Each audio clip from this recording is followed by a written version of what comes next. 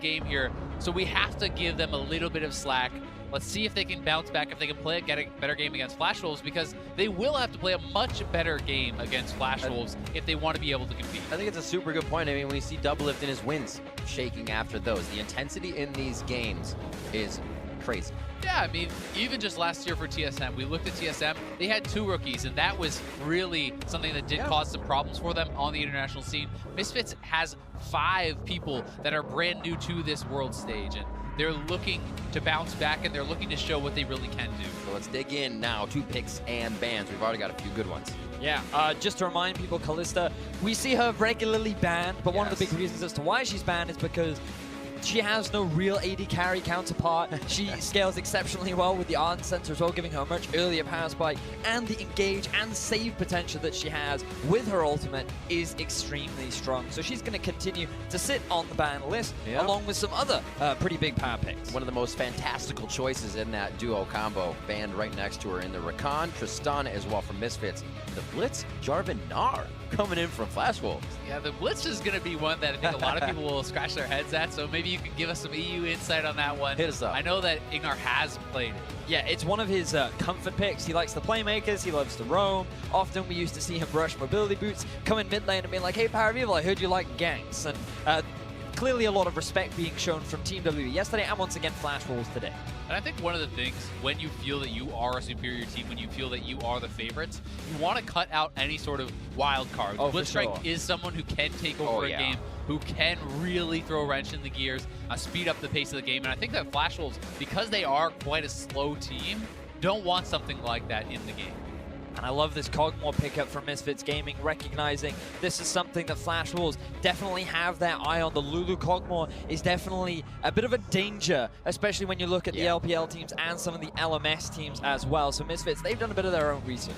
And I'd also say, if we're thinking this is going to be a slow game, well, this is fantastic scaling both from bot lane and from the jungle. And Jinx is going to get locked in here for Betty. This is one of Betty's specials from the past. He is known for this pick.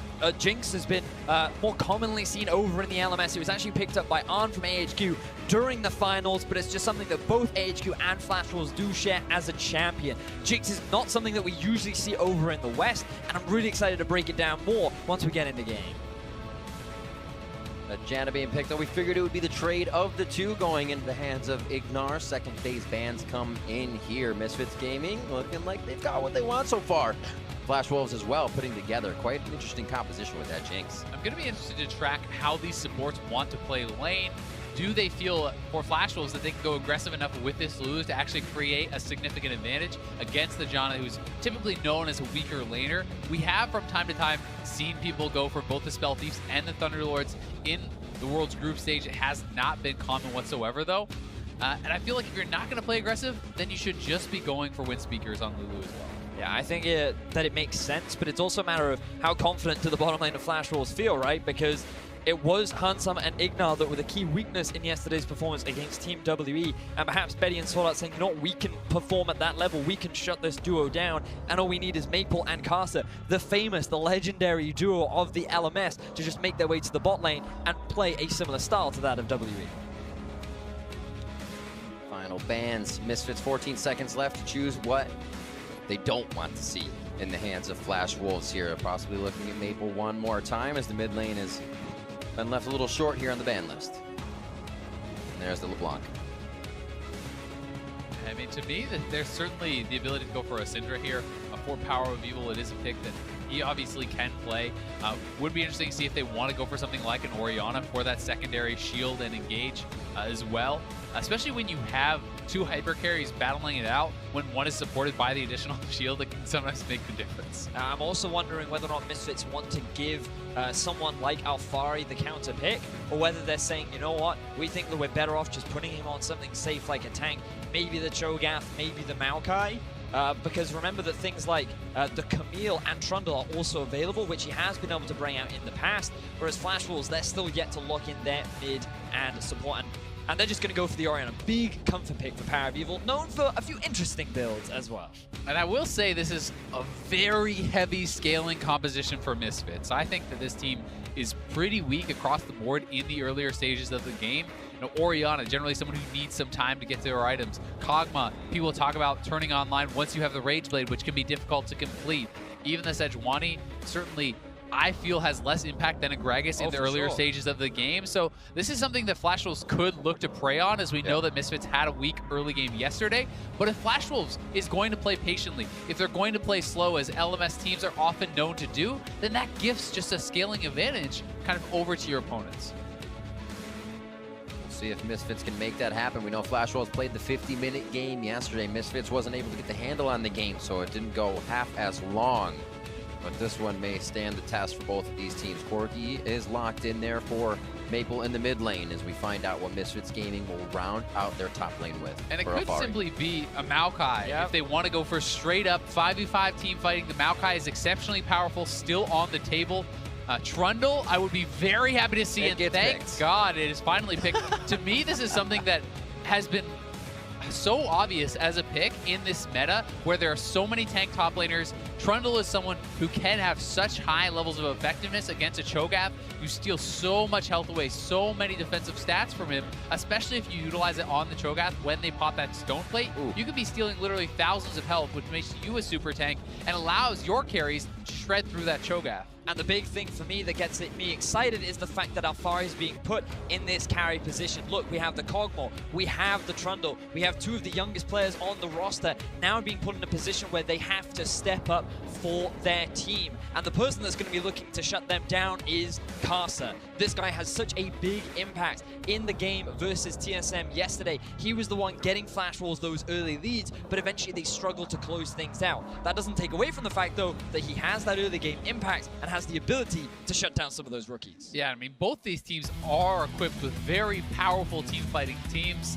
Certainly Cho'Gath traditionally has more teamfight impact than a Trundle, but Trundle is going to have a side lane advantage. So if Alphari can get ahead, if he can get a side lane advantage for his team, that really can set them up for success, because there's not much that a Trundle really loses to 1v1 in a side lane.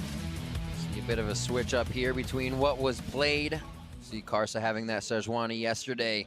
He gets his hand on the Gragas, but that Trundle, we'll have to see if they can lock it down. A Vedius in the hands of Betty goes for the Jinx, so we may see some of the off bot laners for him as he goes through this assortment of his champion pool to try and mix it up for the side of Flash Wolves. As we wait to get into the game, players are ready, and we're just about to be onto the rifts. Now, I think that's just a bit of a delay from Han Sama, but I'm sure we're going to be jumping into game relatively soon. This is, in fact, Betty's first competitive game on the Jinx, but as we were saying, it's a big pick within the region, something that a number of AD carries have been picking up fairly regularly. Ornn was the one that did play it in the finals. Clearly, Ornn sharing a few of his strats, a few tips here and there, and it's really exciting to see, because a lot of Western audiences, we don't get to see it. North America, EU, very rarely picked up a champion, largely because when you think of hyper carries, when you think of ADs that sort of excel in the meta, a lot of people think of Kog'Maw has percentage health damage, Twitch has exceptionally long range, Jinx, she doesn't really have that. She doesn't do that percentage health damage. The range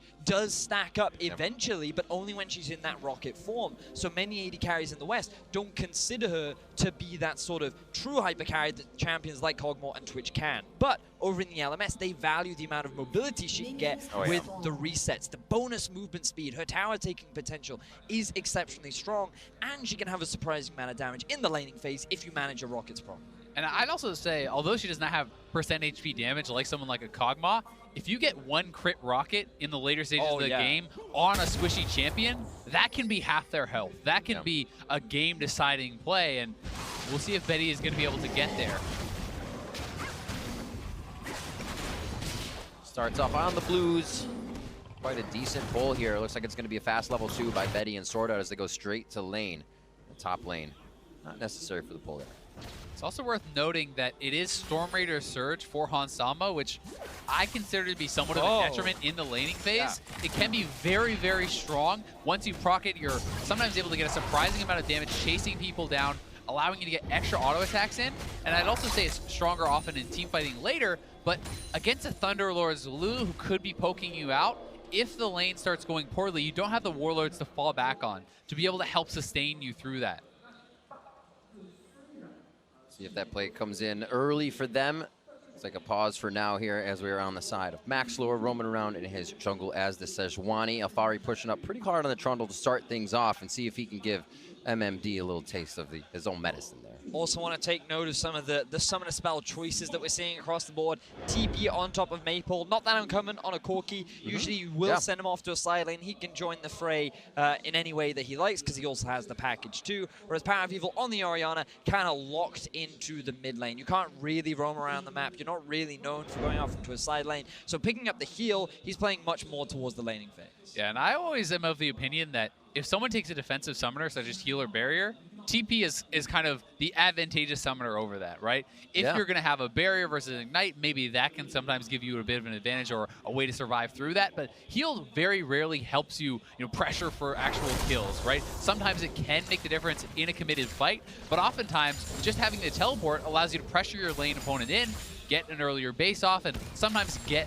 lane pressure through to And I think that, speaking of PowerOfEvil and going for that summoner spell choice, I think he's going to be very pivotal, especially when you think of how this team has found a lot of success in the past. The Maxlore PowerOfEvil combo was renowned during the playoffs of the EU LCS because this team was very much about trying to set up the mid laner for success. But when you look at Maxlore and his performance yesterday, he was kind of non-existent. That was an extremely low jungle proximity, and you can just see how little he was able to contribute to his team in that loss against Team W. And to be fair to him, his whole team was kind of non-existent in the earlier stages of the game. No one really was getting anything done, and I do think that that's somewhat to do with the jitters that they were experiencing. So they have a game under their belt. They have a lot of comfort picks here. They have a strong team-fighting team, and we'll see what can they really get done on the international stage. And what could be a fantastic plan as well. Falling a little bit behind still means Alphari could help to make a play later. You have the shockwave, you have a lot of crowd control, so they have a lot more options, it seems.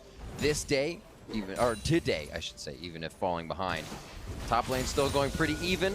Mid lane, Maple trying to pick up that CS and push in PowerOfEvil. He's given himself a slight lead here to start the game. Looks like we are also seeing the Thunderlords on top of SwordArt on the Lulu, trying to add that a bit of pressure along with the Jinx. And the thing is, Jinx also has a lot of early game wave clear, and against the Kog'Maw, especially with the Janna too, you don't have that much lane pressure. So both Betty and SwordArt doing their best to just deny farm away from Hansama and IgNar, along with just applying as much pressure as possible and slowly starting to build this pretty significant CS lead. And this could be a concern because we saw a very similar thing happen yesterday against Team WWE for Misfits. Continuously pushing up, knowing they can get in for those extra auto attacks because of the deep vision. Now they'll see Maxlore floating around the side. Betty and SwordArt going to take a little consideration out of this one, as now we see Karsa MMD leaving on that base. And they'll be heading towards the top side of the map. Maxlore should be pretty free to roam around here and get that vision in. Interesting to see MMD go back this early. He did push in the wave, so he just took time to go right back to base. Not exactly the most impressive of buys that he's picked up. He got a cloth armor and a little bit of mana, basically, but he did force Alphari to stay around, so he is going to have that little extra bit of stats, which can help to deny any sort of early lane advantage that a Trundle would have in the 1v1. Gotta compare, man. You gotta have that 10 extra armor. Makes the Trundles like a little bit difficult, especially going for that early Doran's Blade as well onto Alphari. He is trying to express his dominance over the matchup, which is very much what you expect from the Trundle. And I'm also going to be very interested to track what build Alphari goes for. Is he going to go for a Titanic Hydra, which I consider to be more of the kind of team fighting, middle of the road type build, or is he going to go straight for a Ravenous Hydra, which is almost fully committing to that split push style, because you do make yourself very squishy in the early team fights if you have to group, and you do not have any of the bonus HP from the Titanic to back you up. And I'm fascinated by how he's going to play these fights too. Will he try and go for a flank, try and dive onto the back line? One of the big things about Trundle against low dashes, low mobility carries, is that his pillar is extremely effective, and against someone like a Jinx, it's a great way to lock her down and then get onto the back line. But maybe his focus is just hitting the front line, helping the Misfits lineup just shred through the tanks. And one of the interesting things, you talk about the pillar as a way to actually get on them. It's also a great way to keep carries out of fights. You can actually just utilize the pillar on top of the Jinx, push her out of the fight, kite backwards while you're targeting the Cho'Gath. And if the Cho'Gath tries to retreat back towards his backline, you kind of have the pillar in between you. You're ulted by the Trundle. That can make things very, very difficult. And I do think this is a great game for Trundle, not only because of the 1v1 matchup, but because of, again, as we kind of talked about yesterday, or rather in the earlier game, this is all magic damage on the top side of the map. So when he does eventually itemize into something like a Spirit Visage, that works against the Corki, that works against the Gragas, and that works against the Cho'Gath. The Jinx does not want to lane 1v1 against the Trundle, so anyone who will come and answer you is going to be easily handled by that magic resist. Now, you say you're excited about the Trundle. You kind of sounded excited that Alphari got the Trundle. What kind of was that history for him in the ULCS? Tank, playmaker, where did he come from? So you have to go back to when Misfits were in the Challenger Series. Alphari was one of the big carries for the team coming into the LCS, and in his first split in spring, he was praised as being one of the best top laners in the region. But when the meta shifted, and especially coming into summer, his performance started to decline. He didn't have that same level of impact. He wasn't as comfortable on all of these big tanks. But now that he's allowed to play things like the Camille, the Gnar, the Trundle, he just seems to be much more comfortable, a lot more dominant in how he plays these lanes. But World is a different ballgame. MMD definitely has that experience advantage over Alphari. And while he may feel a little bit more comfortable playing this Trundle, it's a completely different environment to be that big carry in the top.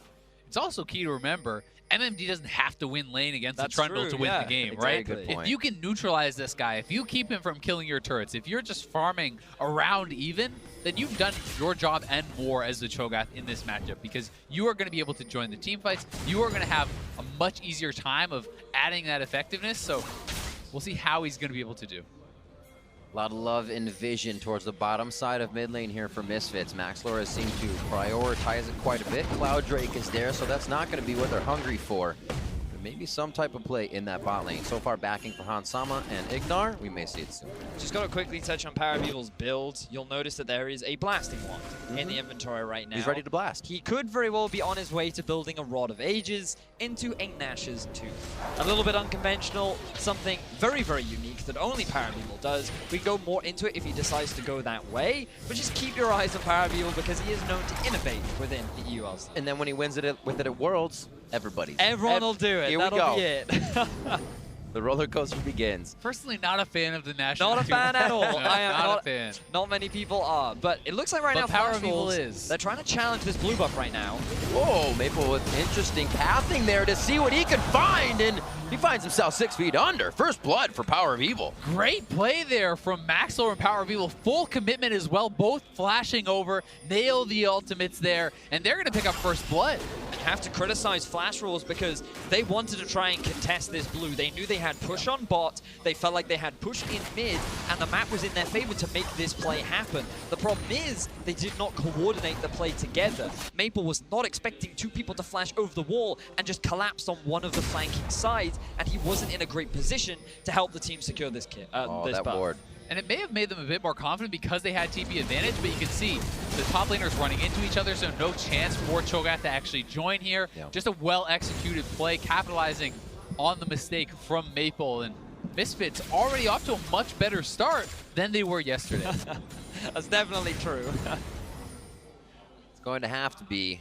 We're just at the beginning of this game, but obviously Misfits and Flash Wolves will face the two tougher in the group. Misfits for TSM, Flash Wolves as well on the other side.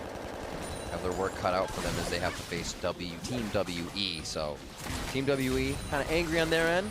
TSM playing very well. Both of these guys don't really have room to make mistakes. Flash Rules, they're not looking to make mistakes in the bottom lane either. They just continue to push onto the tower. Hansama does have a slight level advantage over Betty. Not entirely sure how that came to be. Perhaps IgNar went for a bit of a wander. But either way, the fact that he is level 7 will give him a bit of additional stats, but he is falling behind in the CS department due to the relentless pressure that we've seen from Betty and SwordArt. And critically as well, they are getting some turret pressure down. Misfits, it's okay to be down a little bit of farm, but you don't want to be giving up too much turret damage. You need to wave clear aggressively. You need to keep that turret alive, because if Jinx, Lulu can take an early turret here, they can transition that over towards mid lane or go top lane and start to pressure you around the map. And if Trundle is forced into grouping, if Trundle is forced out of his laning phase, that's when this champion starts to struggle a lot more. So it's important to keep your turrets alive, to keep Trundle in an isolated 1v1. Alphari playing smart, making sure to get in for the blast cones, use his vision wards to clear everything out on the top side so he can stay on an island. Like we said, MMD doing the same thing. We'll have to see who explodes more in that first fight. Maybe MMD gets a good chomp down and turns everything around. All the other lanes, though, very, very close here as we see Karsa getting engaged down in mid. PowerOfEvil feels like they are strong enough. Ult for ult and one more to boot coming out of Maxlore with the Sejuani. The legendary duo of Maple and Karsa has been talked about and known about for an extremely long time. But I had the opportunity to chat with PowerOfEvil, and he was very much like, coming into this Worlds, he feels that both Maxlore and Power have one of the best duo synergies in this group. They think they work so well together as a duo, and he said the only ones we're concerned about are Maple and Karsa. But so far in this game, they are putting the Legends to the test. They are applying so much pressure, and they're the ones that have been able to find that first early kill, but you can never count out Maple and Karsa. They are legends within their region and the world for a reason. Certainly are, and maybe they should have been a little bit more concerned about Xie and Kanji. Maybe they should have been. But they're doing well against Maple and Karsa. You got to give them that, and they have been going up in the pressure so far. Forcing out the flash from Karsa is going to give them even more of an advantage. You can see that Maxlore has really been playing very heavily around his mid laner, always in the back pocket, trying to allow PowerOfEvil to apply this pressure to push up, knowing that his Sejuani is there to defend. And now I think the onus is on Misfits to try and look for a play up topside, because what you'll notice is MMD has picked himself up. He's warded, not the Warden's Bell, the Bramble Vest, and that's going to make the Trundle's life a little bit difficult, because he still has a lot of wave case, still has a lot of push, but now that MMD has some levels under his belt, he has that same level of wave clear. And I think that the best case scenario for Misfits is if they can take that top tower down. It gives Alphari a lot more freedom, a lot more options to try and move around the map and start having an impact elsewhere. They may actually look to try to go for something here. I mean, they know they haven't been spotted in that one bush, but Maxlore is going to back off. And while the Bramble Vest certainly does help Cho'Gath in the direct trades, one of the ways you can kind of play around this as a Trundle is simply you do your trade, you lose a little bit of health, then you stop hitting the Cho'Gath, you clear out the mini wave, you're healing back up from your passive, from everything dying around you, and the Bramble Vest is not applying the healing debuff unless you actually choose to apply it to yourself. So certainly are ways to play around that. It also is going to be a Ravenous Hydra as he picks up the pickaxe. So he's going full carry mode. He's going for the split push style build, and I do think that it is a good choice. He grabs some early Merc Treads, try to keep himself a little bit more safe, and I think Ravenous Hydra into something like a Spirit Visage or an Adaptive Helm will be a very strong build in this game. Karsa waiting patiently, feels like something's on the other end. He's looking at PowerOfEvil in mid lane. Final 136 for him, finishing up first item, Rod of Ages, Sork Boots to go on to Orianna in a little scale build there. It looks like they actually want to try to contest the blue buff again as it comes up here from Misfits. They did get punished for this last time, and Misfits is kind of collapsing up from the bot lane, but you can see they were encroaching a little bit over as that blue buff was coming up. Good spike here. Maple got the Triforce, BF Sword, and Zeal on the side of Betty. They had some pretty good damage if they want to try to close in onto something, but it looks like Misfits going to act a little sooner. I like the Flash Wolves are still trying to be proactive in the early game. They realize that, yes, okay, PowerOfEvil was able to get that first kill, but that shouldn't dissuade them from knowing that they are stronger at this point in the game. As you rightly identified, Riv, the Trinity Force, big power spike for the Corki and Gragas. Does have a fair amount of damage, especially with the Cinder Hole completed, but it seems they're just going to concede for the time being. I think this next dragon, though, is going to be a big one as the Infernal does come up. I do expect Flash Wolves to look to force around that objective and try to push Trundle into a team fight where he may be at a disadvantage in the earlier stages of the game. And you can see they're moving around. They're trying to get the scuttle. They're trying to fight back for vision. All their pinks are on the bottom side of the map, although Misfits did have a chance to clear 1 or 2 out.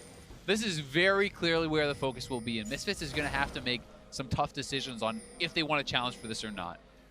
Alphari got to be calling that he is losing vision of MMD in that top lane. They got to make sure that they can get away from that Cho'Gath. They aren't guaranteed the initiation with a cast from Gragas, a flash in from Gragas. He's putting himself in a dangerous spot. So like you said, if Alphari can keep that push on the side lane, MMD's pressure could be lost in the teleports. But you're seeing MMD now is the one with the push level 11. Has plenty of levels under his belt. The wave clear is getting excessive, and Alphari, he has to start respecting it, because talk about vision, there's very little vision for him in the top side of the map. All of it has been invested towards the bot side in anticipation of the Infernal Drake that will be spawning soon. So he's now the one playing a little bit more on the reserve end, a little bit more on the back foot, showing that respect. And anytime the Gragas could be up there, you have to show that respect. And the fact that Maple has the package also means you have to worry about him as well. So I do think that Alphari certainly is in a strong position in the 1v1 right now, but he always has to keep in mind, where are his opponents? What else could they be doing? It looks like Flash Wolves knowing that this 1v1 could become problematic, are going to make an early swap up to the top side. They could be going for the Rift Herald, utilizing this to actually knock down an early turret, which I think is a great move because already 4 men up on the top side. No one from Misfits is out on the map. They're not getting anything done right now, and they can very easily transition this up and attack Trundle, who will not be able to safely wave clear, but they are going to trade it for an Infernal if they do so. What a great play from Flash Wolves. Recognize that they got the first back. They were faster on the play. They were so quick to take down that objective, but Hansama and IgNar also roam to the mid, and now Flash Wolves are committing their TP. Maybe a fight.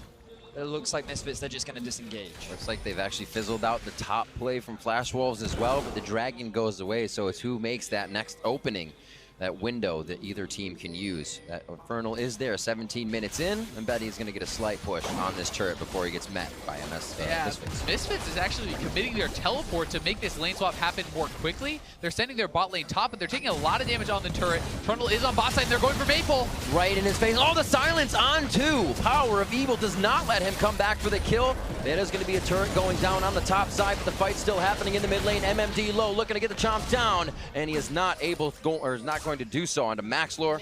PowerOfEvil, no kill either.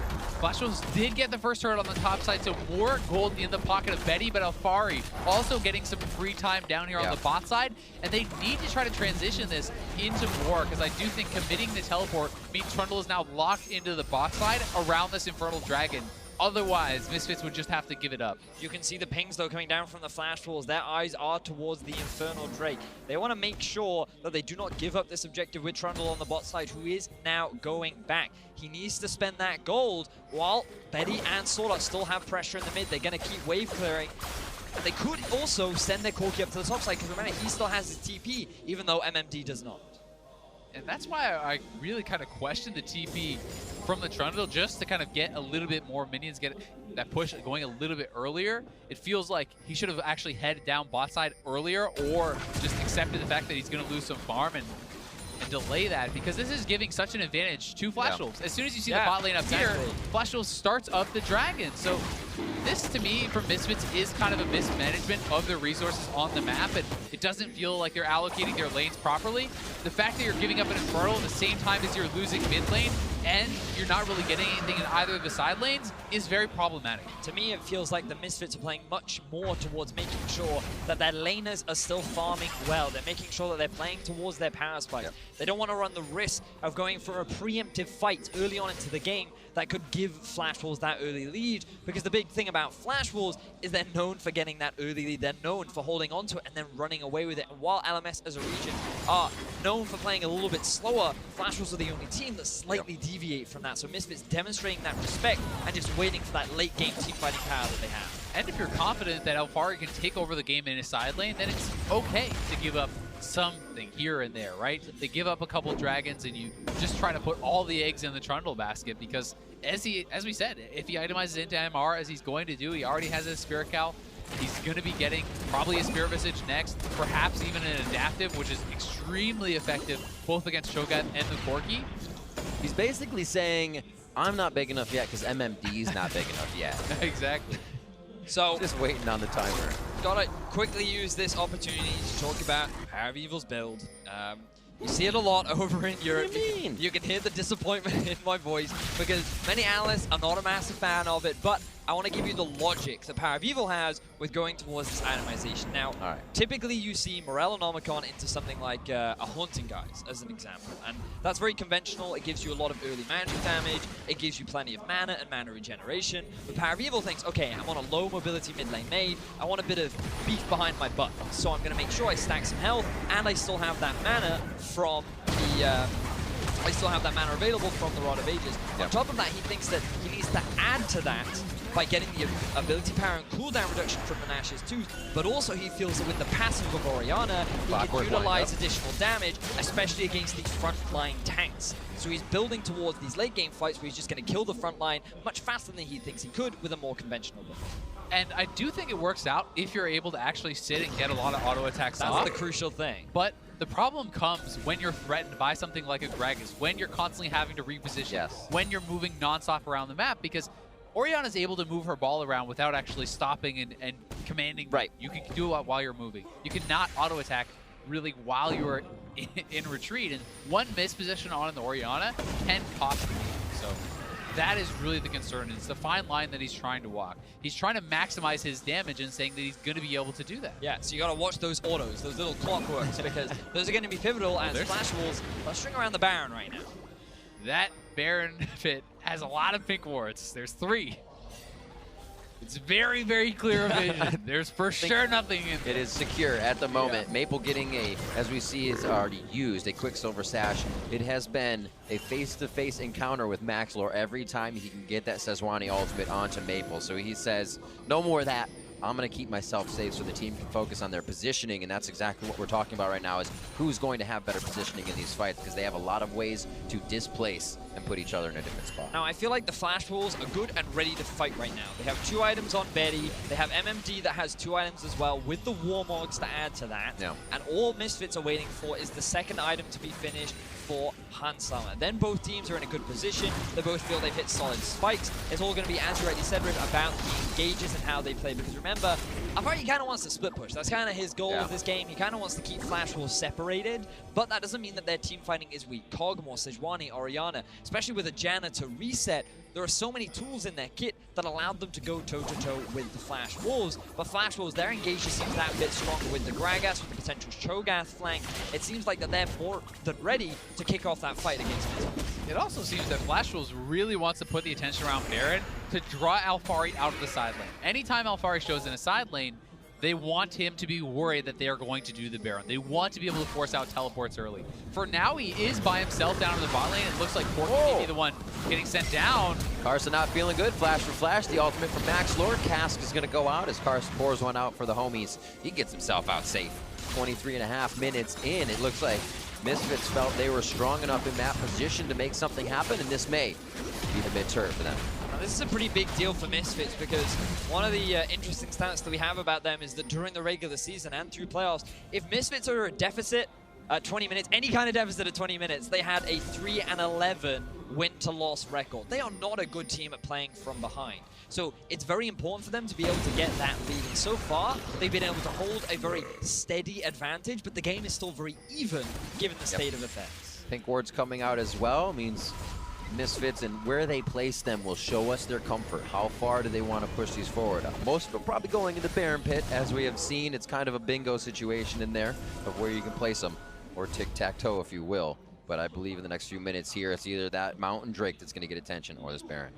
And I think for Misfits, you could be pretty happy sitting defensively. They have strong scaling composition. They're trying to get time for Alphari in a side lane, and that's likely going to be a Randuin's he's building into to actually group and try to team fight. Completely agree with you, but I want them to start killing each other. I feel like I'm 25 minutes in, 0-1 in kills. They've got items. Just, you can fight now. Start playing around that Baron. Start forcing a couple of engages. Yes, Misfits, a team full of rookies.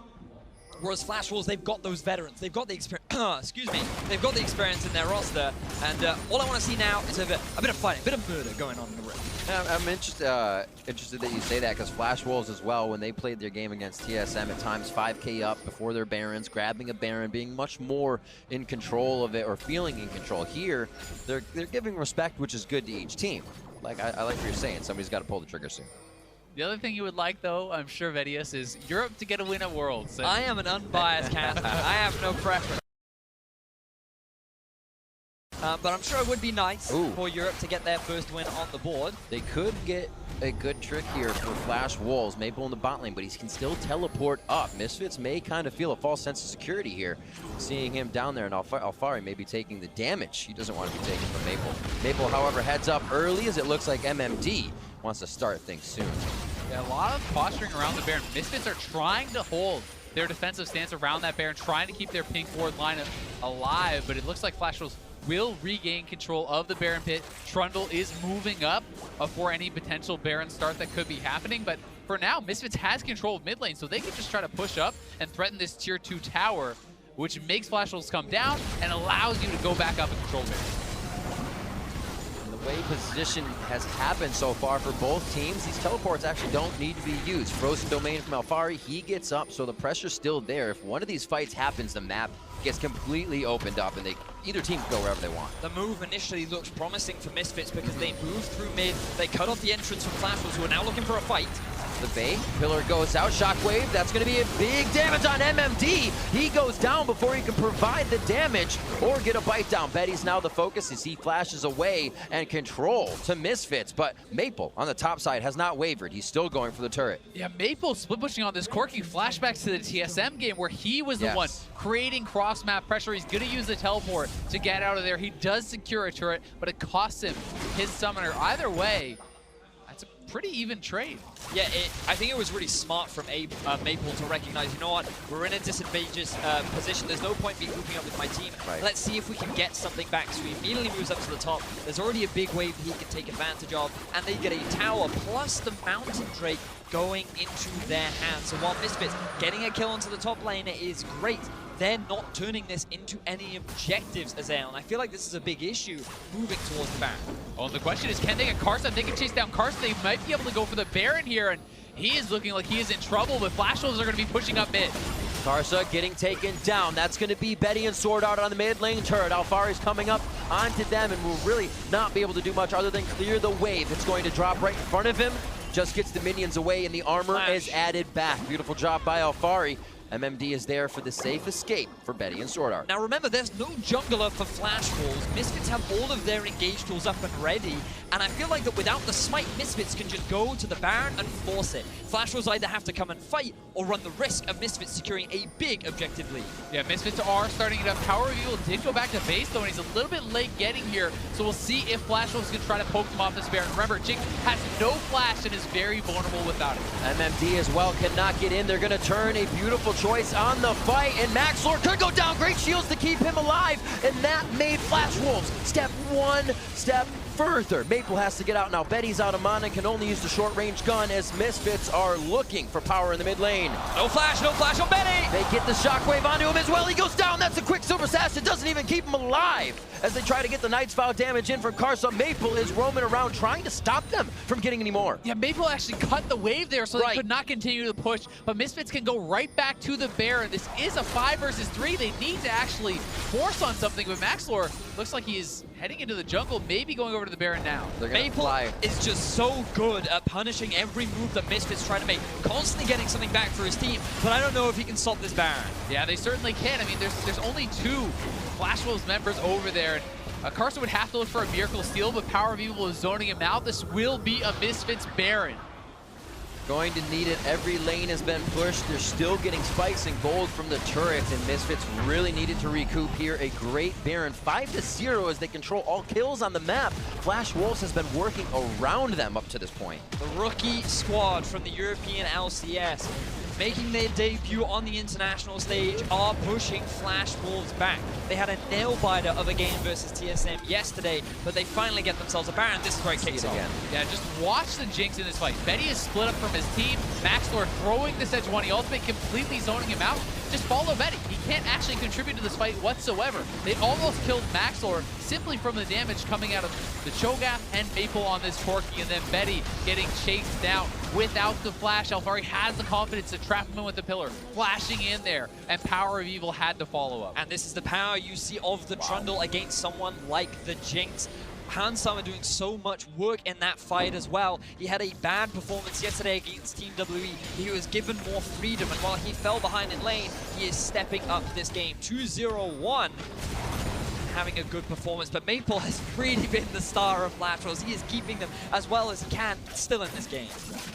8 pink wards now in the inventories of Misfits. I always love looking at that. You know, it means surplus in gold and the ability to move up. Feel confident about where your wards are and where your teammate is. Alphari able to just live through what seems like a war all by himself. Maple, SwordArt, and Karsa can't even take him down to half as his team now comes to help him. And Maple's trying to get the last few shots in, but they could be routed at any moment on this second-tier turret. And Alphari's right back to full health. That is the power of the Trundle. So much lifesteal and building, you know, this Randuin's Omen plus. Oh, we may see Maxlore getting caught.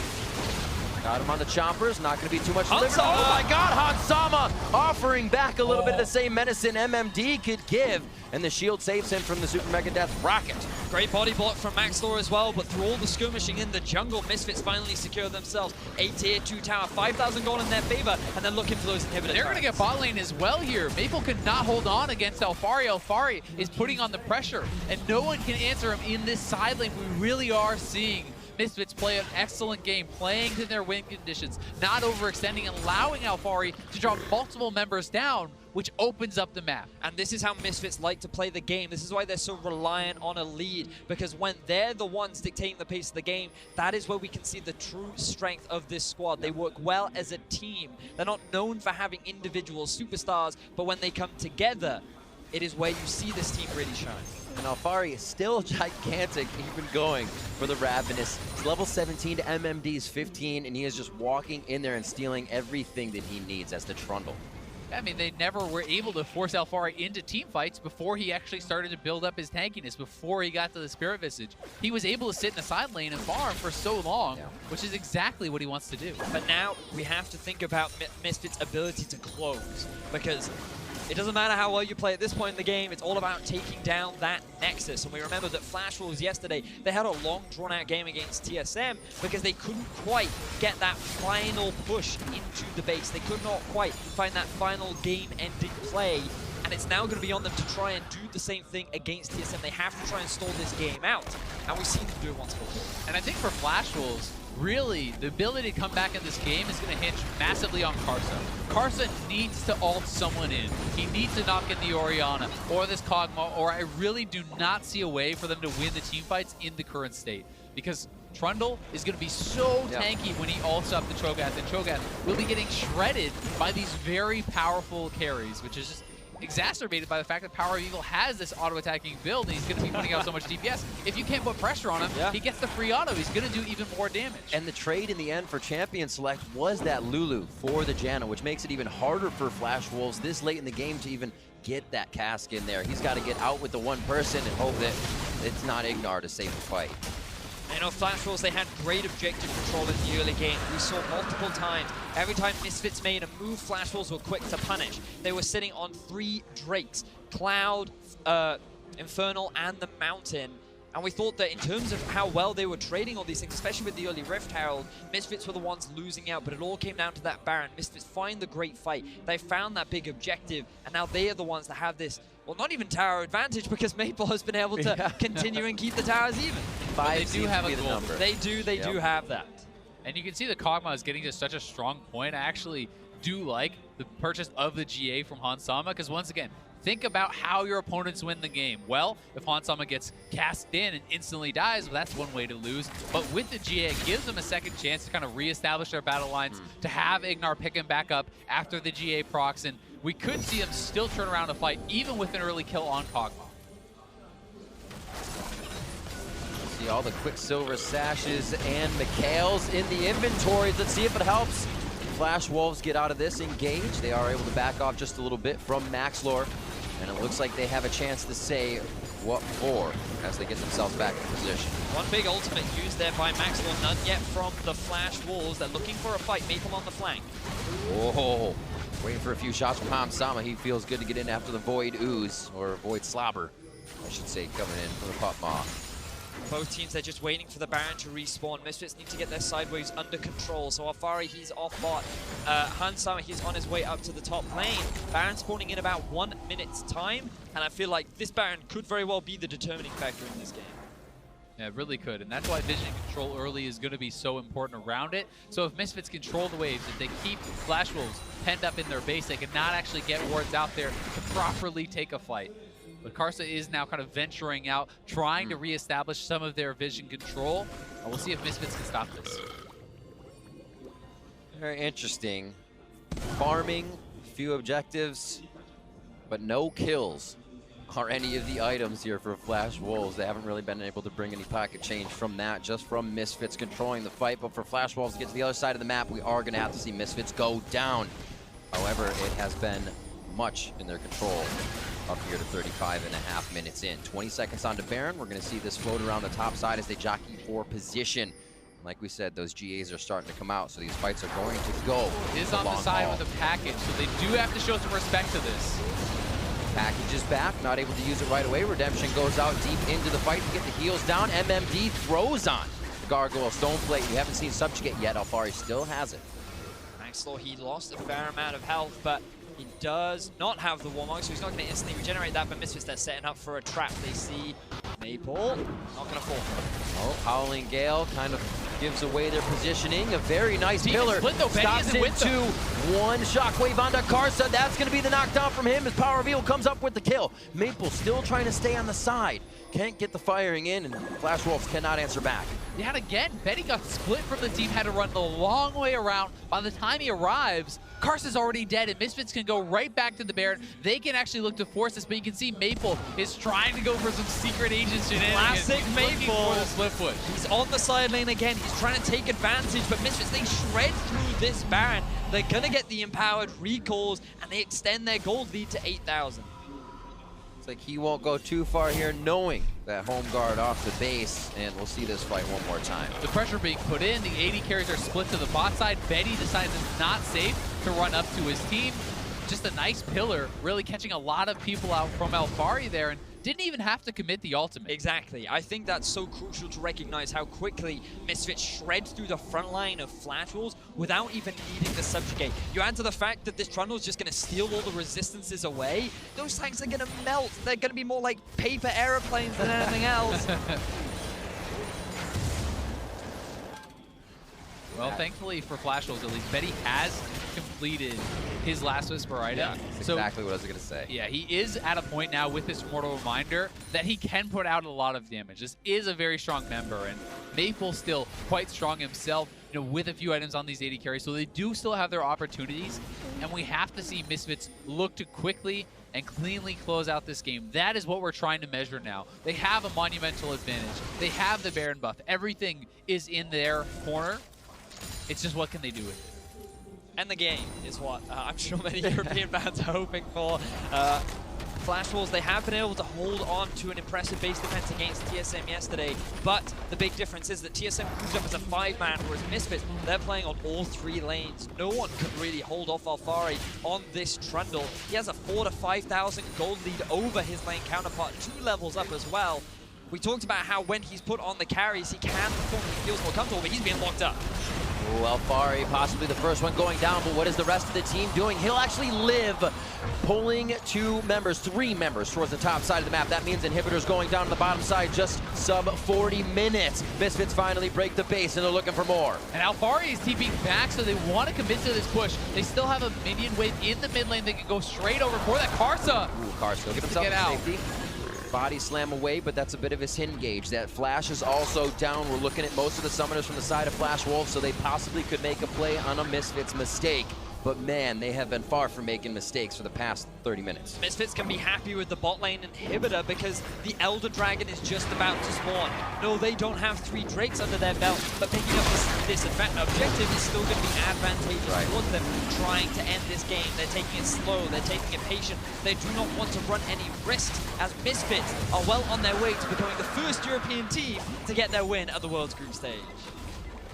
Everybody actually showing up from the team. It has to feel good all around for these newcomers on the world stage. PowerOfEvil, full kill participation right now. Han Sama with his hands in that pie too. Everybody has had a part in this. Betty completed his 6th item just now, so he is full build, fully online, and so much of the onus in these team fights is going to come onto the Jinx. He can no longer afford to play passively. He needs to come up with a big play for Flash Wolves to stay alive in this game. But you could just see how little damage he was doing to these tanks. They decided to go for the Randuins to limit the bonus attack speed that Jinx naturally gets from her Q.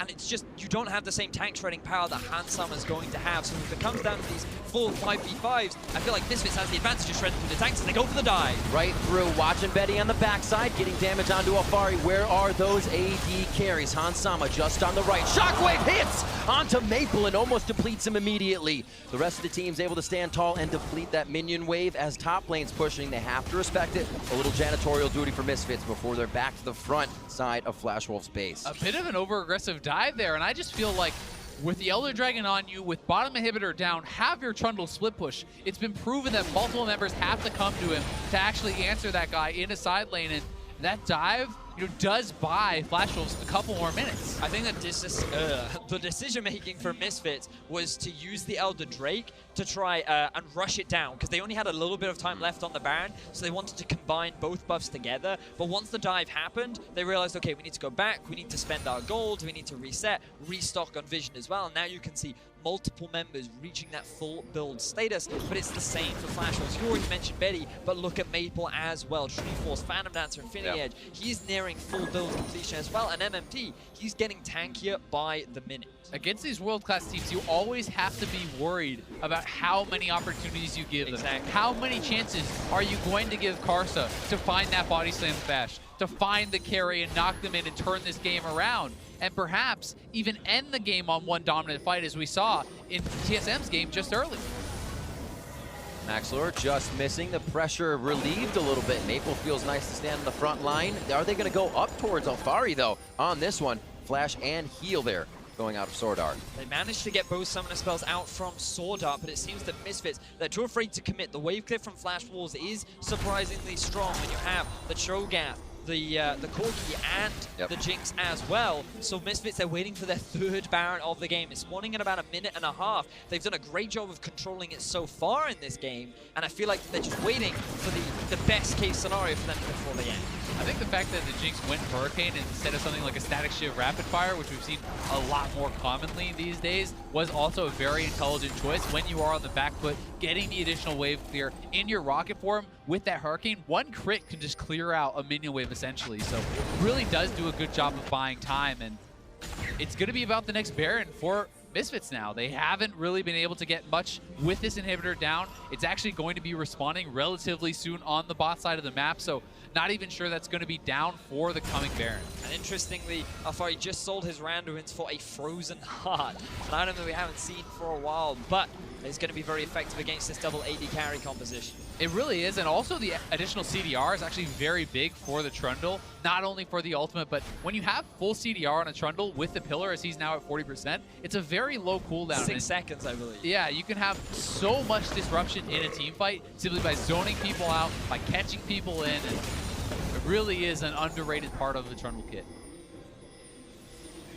Seems like the last fight for Misfits as they went into the mid lane, the dive was pulled off of. Good to see that they don't go too far, but too hesitant can definitely be a problem, and I think that's what we're getting into here. Giving a chance, as you said, for Karsa to find that in. If it's IgNar that goes down, there's a lot more chase potential here for Flash Wolves to continue that fight. It's really just Alphari to keep them back. We're going to see Baron coming up, but it's going to be all about the front of the base here. Misfits does not want to relieve the pressure.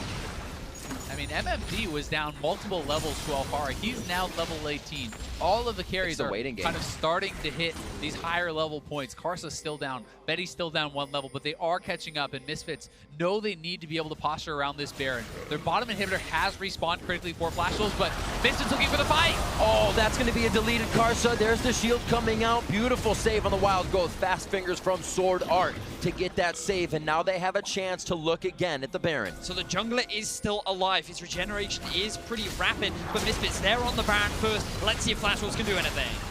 Down to 6,000 immediately. That's half the Baron's health. They actually don't want to chance it. Maple could be really firing in the damage from the side. MMD so far behind, but they don't have that vision just of him yet. They get the Baron, not a problem. They're heading top side as the wave is right there with them. Exactly that, Misfits. They're going to try and take advantage of the wave that's already stacked up. You can see Maple and Betty, the two core wave clearers, trying to get back as fast as they can. Flash Wolves trying to intercept this Misfits squad as they have their eyes on another inhibitor tower. Just about 2.5 waves as they approach. MMD looking for that rupture that would stop. Whoa, they get a hit onto Hans Sama. Flashback, beautiful cleanse there to keep himself alive. The cast did not do much, and they shut down Karsa as he tries to get in. Maple is almost melee range before firing damage onto Hans Sama. Very scary stuff from Flash Wolves as they are losing the inhibitor turret and trying to defend with everything they have left. Betty just cannot hit through these tanks. He is trying his best to do that much work, but unfortunately... Oh, they're TPing in behind. They're actually trying to cut the wave here.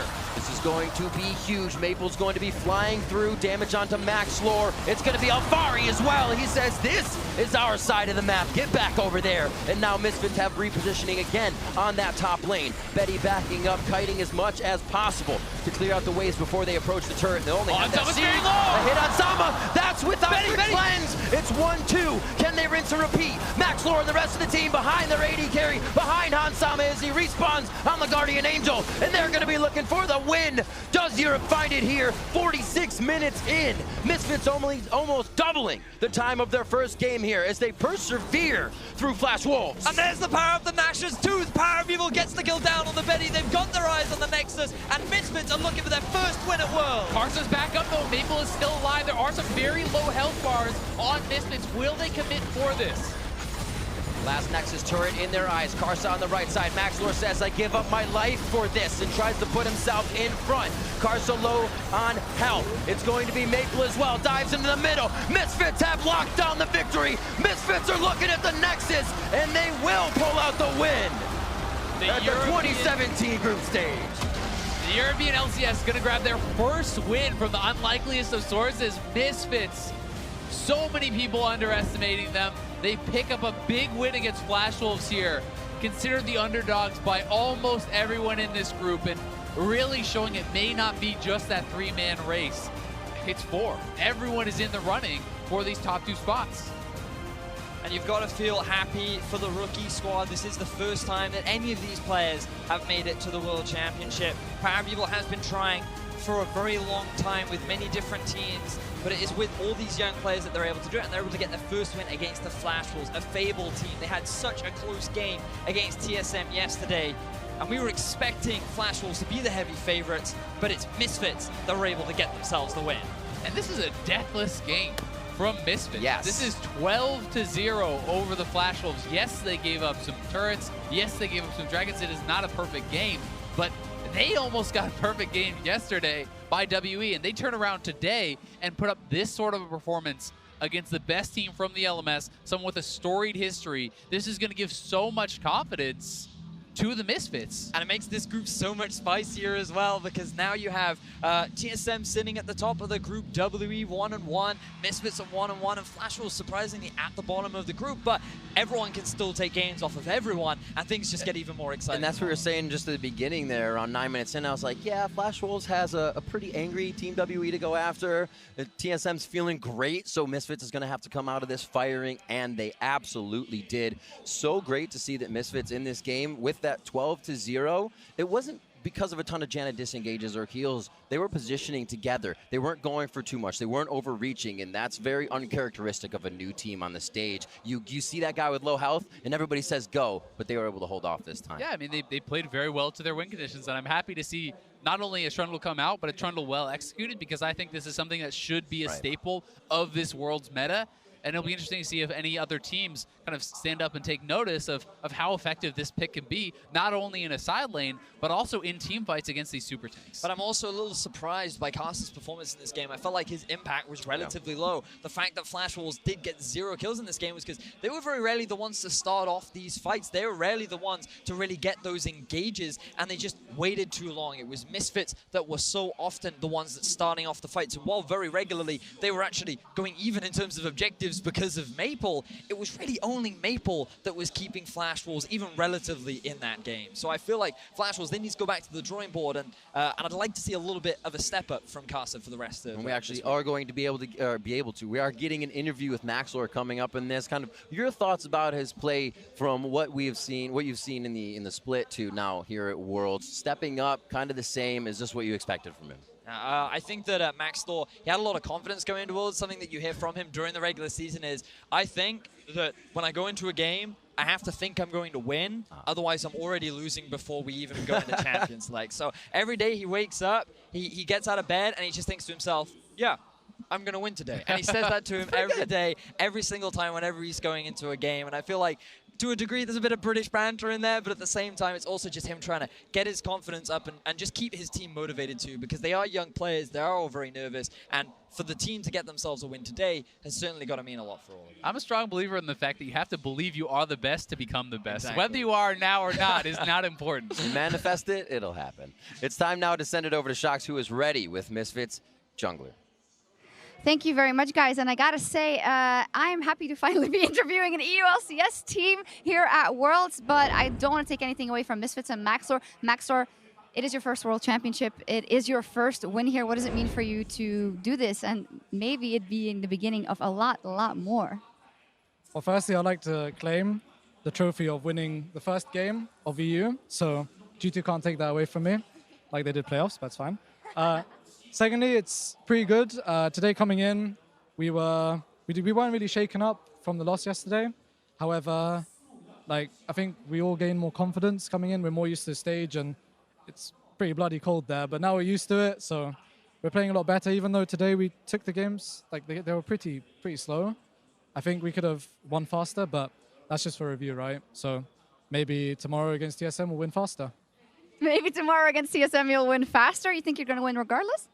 It's 50-50.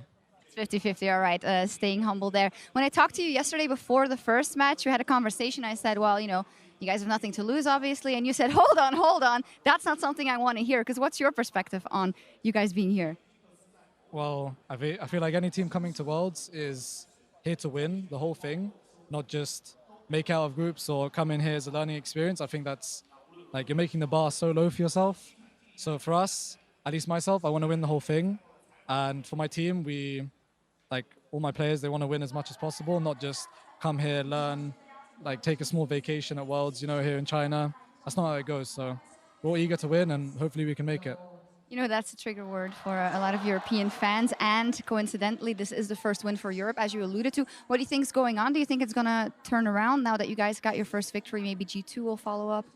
Yeah, well, we had a thing, like whenever we went to a breakfast buffet with some of Fnatic or G2, we had a thing where it's like the first team that plays from EU, if they lose, the next team will lose. So hopefully, like the trend continues, and now G2 will win. All right, well, we'll see if that happens. Thank you very much, Maxlore. Congratulations. Fantastic. A huge victory here for Misfits at Worlds. And now back to the guys at the desk. Thank you, Shocks. They came here to win, and win they did in this game against the Flash Wolves. EULCS picking up their first win of the group stages here, and as Azael mentioned, the surprise is that it comes from Misfits of all the teams that are representing the European region. Yeah, and we talked about the competitiveness now of Group D. You know, we saw Flash Wolves put up a very good fight against TSM. Misfits just kind of rolled over and died when they faced Team WE, but suddenly Misfits much more controlled, getting that composure back, and that's what's so impressive for me. It's their first time. It's a team full of rookies. They get blasted yesterday, and it's like, that's fine. Reset, play it again. Right. Improvement is what we needed out of this team. I'm glad to hear that Maxlore said that he wasn't shaken up, that they're looking forward to possibly beating TSM on a 50-50. The confidence, right? You got to have the mindset if you want to make it. So I'm glad they find their place in Group D. Unlike PoE's Orianna build, but that's for another time. Kobe, talk to me about the draft here, because the Trundle was locked in. Azael let out a thank you, God. Finally, we see it in the League of Tanks in the top lane. The Trundle comes out. What are your thoughts? Well, the Trundle is the story of this entire game. This is how Misfits won the game, because, yes, they did make improvements, but there were a lot of mistakes for them early on in the game, too, around objective control, you know, and a lot of team play. But when you're drafting the Trundle, playing to that split push, they're able to get a lot of these outside towers very quickly, and the gold was definitely there for them, even though the Dragons almost all, especially in the early game, they did go over to Flash Wolves. Yeah, huge props there. He not only flamed Horizon to his opponent, but he was also present in the team fight. So he's putting that much pressure into the side lanes while also being a big factor in the team fights against the Jinx. And that's what we wanted to see out of the Misfits, to see somebody else step up besides PowerOfEvil. Was it going to be Hansama or Alphari? Alphari has been known to be a very mechanically strong player, and when you give him a strong matchup of the Trundle into the Cho'Gath, you can expect him to just pop off. And here he goes in the front line. You immediately just go into Trundle MD. Everybody else, sure, the Sejuani ulti whiffs, but so far he gets to be the front line and just wreck base. Yeah, Trundle plus Kog'Maw, just absolutely Cho'Gath's worst nightmare, right? They shred through immobile tanks like that, and he's able to even flash and create plays here with the limited CC that Trundle brings to the table. He's all over the place, winning side lanes, you know, flashing in for the team, creating plays, and getting a lot of that advantage. Well, oh, go. Oh, all right. But the CC is not just for catching somebody, though. For these hyper carries, you can also separate them from a fight. You just pop a pillar if they're too far away and no longer can then participate. So Trundle, while it's not as obvious as a Cho'Gath or a Maokai for what they bring to the team fight, he can be quite underrated and underestimated, and that's a big mistake to make. And what I wanted to talk about then was the Jinx pick, because Trundle was just Jinx's worst nightmare. You alluded to all of the hard CC and how hard it is for her to get out of there. Flash Wolves had the opportunity that they could have drafted the Galio. Like, you look back at this draft, it's Lulu, Kog'Maw, Sejuani, Jinx, Gragas. There's no way anyone's ever going to expect the Jinx. Yeah, it's the Betty special, but you could have grabbed the Galio there. Yeah, well, so then let me ask you this. For Flash Wolves, now sitting at 0-2, what's the solution, right? Where do we look for them to make a change or a fix where they can start picking up wins in this group? It could be the draft, but Karsa has been underwhelming for me. Okay. Sure, the previous game was fine. The mid game and late is still a problem, but Karsa getting so picked off was just not very impressive for me. This guy has been a pillar for this team for a while, and this is why we've alluded to the LMS region being weaker than in previous years. But the most recent powerhouse for Flash Wolves has been SwordArt, and I actually think that moving towards the Ardent Sensor meta or being more of these mage supports is actually taking a lot of power away from him. Thresh was his bread and butter, was the Flash Wolves' primary champion, and he's not able to play that anymore. So I think a big issue is Maple's underperforming. What he gave up first blood, face checking in that blue buff. Karsa's not having the same impact, but SwordArt's also not really doing anything. Yeah, we had a great game on the Taric. Get him more champions like that, where he can impact these big team fights. Don't just put him on shield duty. I want to ask a similar question here for Misfits. As, yes, they picked up their first win. That's great, but it still took some time, right? It was a slow game. There was one play that developed that kind of broke it open for them. Still took an extra Baron to close it out. So where can they as well look to kind of improve, maybe shore up their early game or push their advantages more to find more success against a team like TSM or Team WE?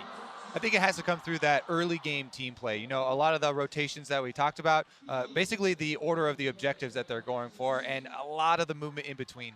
All right, well, we'll see if the EULCS can pick up another win as G2 Esports step on stage for their fight versus 1907 Fenerbahce. Don't touch that browser.